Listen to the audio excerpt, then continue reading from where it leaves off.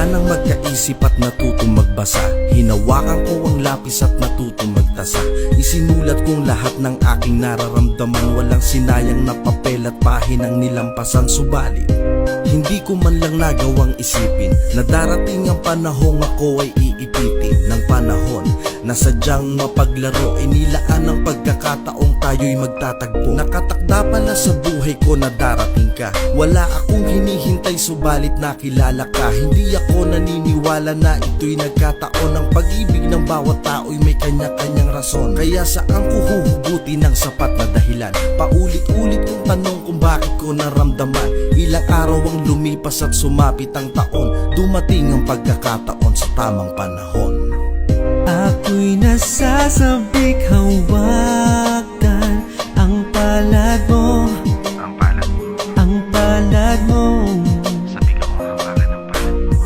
Gusto ko nang maranasan ang yakap mo.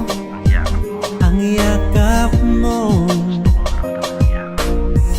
At lagi kong pinapangarap ang labi mo. Ang labi mo. Ikaw ang gusto kong kasama sa buhay ko. Sa buhay ko.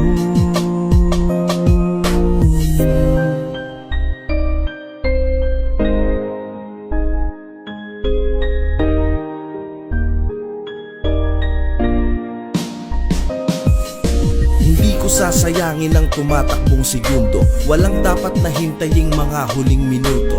Kailangan kong buksan ang isip kong naging sarado. Sa mga nakaraan hindi na ako paaapekto. Ikaw na ang sagot para ang buhay ko'y mabago. Nasa'yo na ang lahat kaya ako sa'yo'y panalo. Dumating ka sa aking buhay na wala man lang sa plano. Kapag nagdarasal wala na akong nirereklamo. Ito ang panahon na masasabi ko na tama. Maraming dahilan kaya ako sa'yo'y humanga.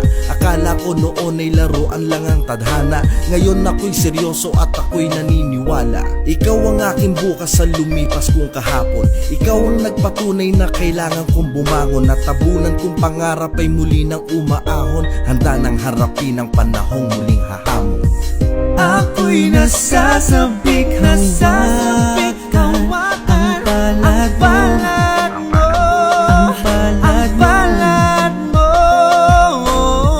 Gusto ko nang maranasan ang yakap mo.